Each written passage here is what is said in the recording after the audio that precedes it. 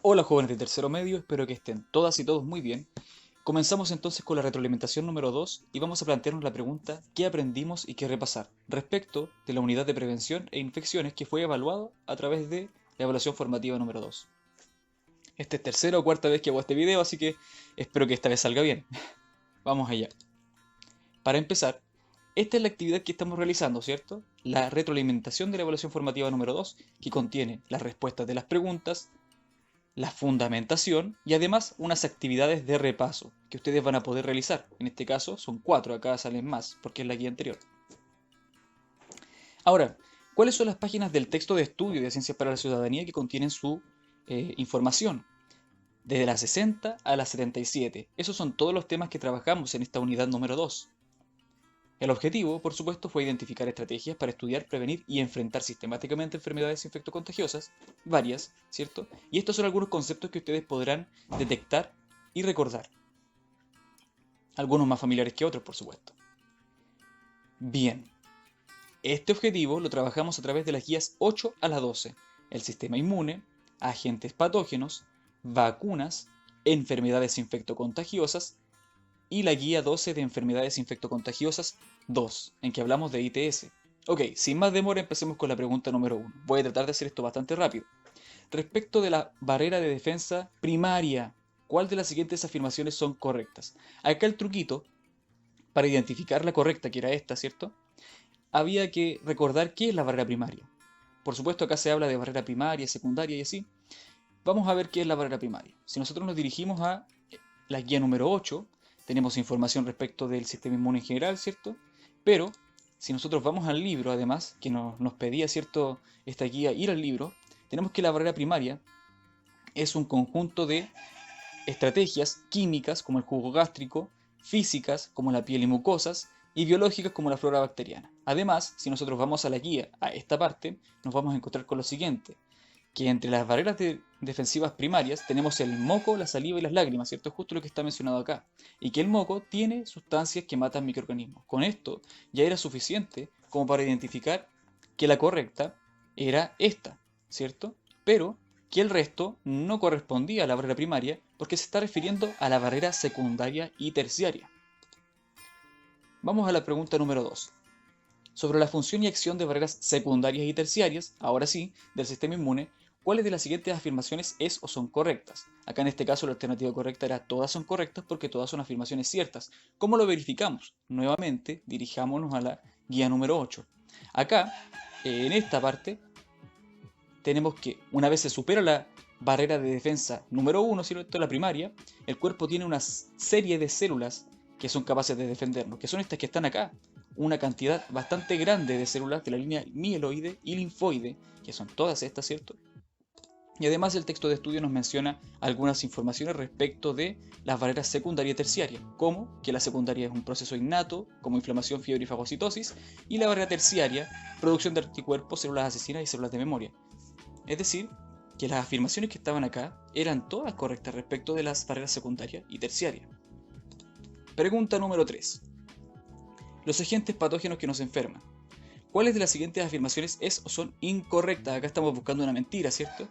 ¿Es correcto decir que tienen diversas formas, tamaños y mecanismos de infección? Si nosotros visitamos la guía número 9, nos vamos a encontrar con que hicimos esta tablita.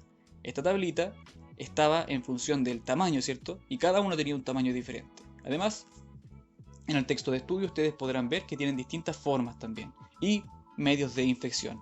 Nosotros destacamos la infección por contacto directo e indirecto. Bueno, con esto entonces podemos identificar que esta era una verdad, esta también, que las ITS eran causadas por microorganismos, ¿cierto? Ese fue el ejemplo que nosotros dimos para trabajar los microorganismos que nos enferman. Y finalmente la mentira, ¿cierto? La afirmación falsa era que todos los microorganismos pueden propagarse a través de besos. Cada uno de estos tiene un medio de propagación propio, ¿cierto? Distinto. Pregunta 4. Sobre la propagación de los agentes patógenos. Ahora estamos hablando de propagación, ¿cierto? ¿Cuáles de las siguientes es incorrecta? Acá dice, en los últimos años ha aumentado la cantidad de varones contagiados con ITS. Esto tiene mucho que ver con la propagación. Si nos fijamos acá, en este gráfico, varones han contagiado cada vez más, ¿cierto? Mientras que las mujeres cada vez menos. El contacto sexual es un ejemplo de transmisión directo. Nuevamente, nos dirigimos a la guía 9 y nos vamos a encontrar con que, efectivamente, entre los ejemplos de contacto directo está el contacto sexual. Luego, las principales afectados por ITS son jóvenes de entre 20 y 34 años. Vamos a ver. En este gráfico tenemos los afectados por edad, y efectivamente entre los 20 y los 34 años los más afectados están aquí. Gotículas con partículas virales no son un ejemplo de transmisión directa. Esto es importante. Veamos si esto es así. Transmisión indirecta. Gotitas infectadas. Entonces gotitas sí era infección por contacto directo. ¿Se dan cuenta? Entonces la incorrecta es esta. Por descarte sabemos que esta es correcta. Por supuesto, la higiene personal mantiene las infecciones lejos. Continuamos con la pregunta número 5. Sobre las vacunas, ¿cuáles de las siguientes es incorrecta? Hay que ir a la guía 10, ¿cierto? Acá dice, son preparaciones con sustancias que matan los microorganismos que nos enferman. Acá identificamos al tiro la incorrecta porque en esta guía podrán ustedes verificar que las vacunas no matan directamente a los agentes patógenos que nos enferman, sino que estimulan el sistema inmunológico porque tienen agentes que el sistema inmune interpreta como un microorganismo para estimularlo y que sea el mismo sistema inmune el que acabe con esta amenaza. Tiene carácter profiláctico, como se menciona ahí. Entonces la incorrecta era esta. El resto podrán ustedes verificar en la misma guía que son afirmaciones ciertas, ¿cierto? Sobre el efecto rebaño o inmunidad de grupo, ¿cuáles de las siguientes afirmaciones son incorrectas? Vamos a verificar dónde podemos encontrar esa información. En la guía número 10 sobre vacunas tenemos distintos gráficos y preguntitas, y aquí también reflexionamos respecto del efecto rebaño, pero en el texto de estudio, sobre todo en las páginas relacionadas con este contenido, 64 y 65, tenemos el efecto rebaño o inmunidad de grupo descrito de forma bastante clara, en que se dice que funciona siempre y cuando la mayoría de la población se vacune, ¿ya? Acá en la pregunta número 6 tenemos que acá dice 50%. 50% es apenas la mitad, entonces esta es incorrecta. El resto la podrán verificar en las páginas ya señaladas. Sobre el sarampión, señale cuál de los siguientes es un mito. Guía número 11, páginas 66 y 67.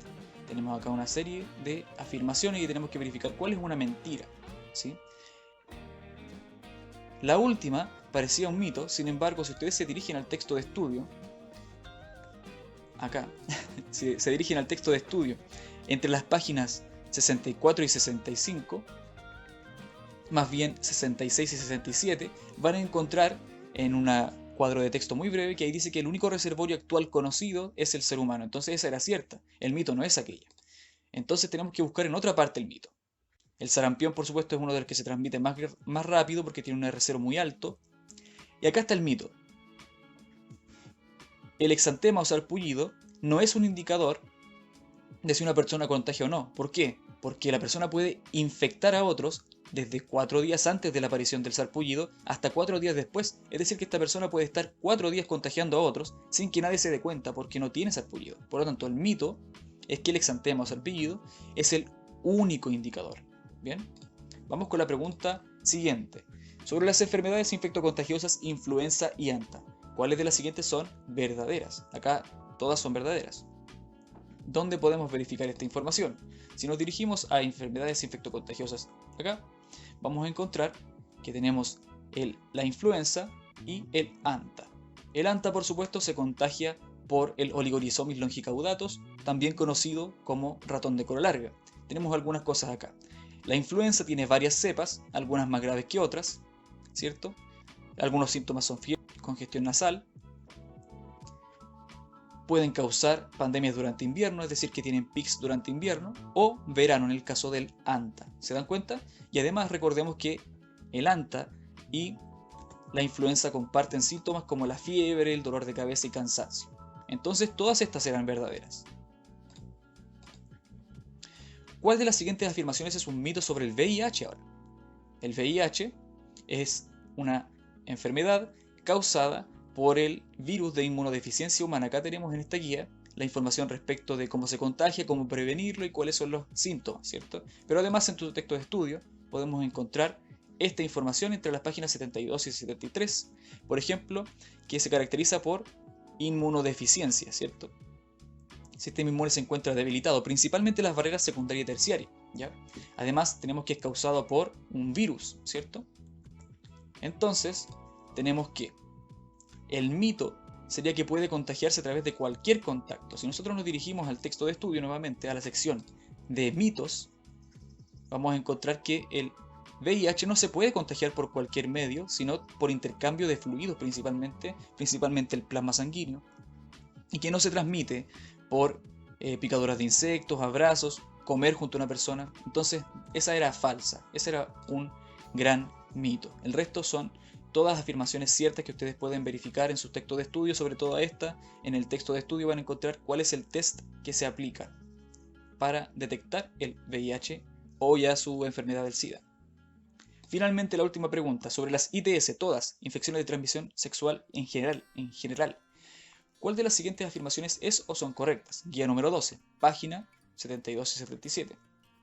Acá tenemos que dirigirnos, por supuesto, a esta última guía, en que tenemos mitos en el texto de estudio, factores de riesgo por acá, gráficos que pueden decirnos algo sobre la prevención y la importancia de hacerse los exámenes, ¿cierto? Y también información respecto de cada una de ellas. Y en la guía ustedes podrían encontrar información respecto del VIH y del VHV, que sería el virus de la hepatitis B. Acá nosotros podemos identificar que el VIH y el VHV son causadas por virus, entonces son enfermedades virales, ¿cierto? Dicho esto, entonces sabemos que todas las afirmaciones son verdaderas y que, según el encabezado de la guía, las ITS se han disparado en Chile y que tener una pareja sexual puede reducir el contagio debido a que uno de los factores de riesgo en la guía que se destacan son, por supuesto, múltiples parejas sexuales y parejas anónimas. Entonces, con todo esto, nosotros ya tenemos suficiente para desarrollar estas 4 actividades de su guía, ¿cierto? Que constan en lo siguiente: construir un mapa conceptual sobre el sistema inmune, escribir un breve relato en que una persona se contagia por transmisión directa y otra por indirecta respectivamente, pueden ser enfermedades iguales o diferentes, hongos, lo que ustedes quieran. Luego, escribir un breve relato respecto de cómo se combate un agente patógeno con una vacuna. Y finalmente interpretar cuál es el problema de Alan y de su pareja, en este caso que se llama Ana, Alan y Ana, ¿cierto? Y cómo explicamos el comportamiento de su familia cercana y el impacto que esto podría tener. Bien, dicho esto, espero que estén todas y todos muy bien, que les vaya excelente en estas 4 actividades de repaso y que logren entonces comprender en mayor profundidad cómo es que los agentes patógenos nos enferman y cómo prevenir infecciones. Dicho esto, me despido, espero que estén todas y todos muy bien. Chao, chao.